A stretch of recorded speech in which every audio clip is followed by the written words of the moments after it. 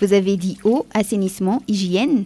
L'eau potable du quotidien, l'hygiène de tous les jours, l'évacuation des eaux usées, des éléments de première nécessité pas toujours accessibles. Selon le recensement général de la population et de l'habitation RGPH3, 29,5% des habitants sont desservis en eau potable, 9,5% des habitations disposent de toilettes gérées en toute sécurité.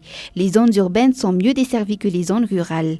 Mais même en milieu urbain, eau, assainissement et hygiène sont parfois un luxe. Avoir une plomberie aux normes n'est pas à la portée de tous. Voalohany ny plomberie aloha dia sokajiana ho second œuvre ao anaty bâtiment anankiray. Ny second œuvre zany dia any amin'ilay fanatsarana kokoa le bâtiment zany.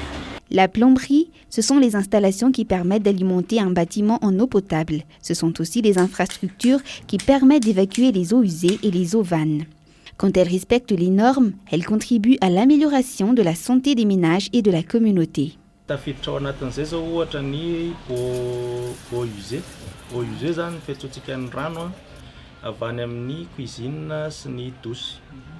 Lalan'ny cuisine, lalan'ny rano eau usée io dia misy traitena kely foana izy aloha. Mila sarahana zany le menaka, zany hoe le graisse izy zany zay teknika.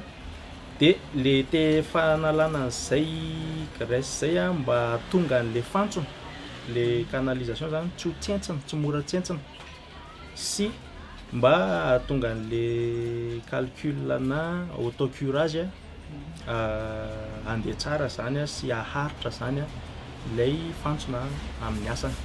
Ny eau vanne indray ho an'ny zany ho an'ny WC. Dia le eau vanne koa manana ny lalany le rano.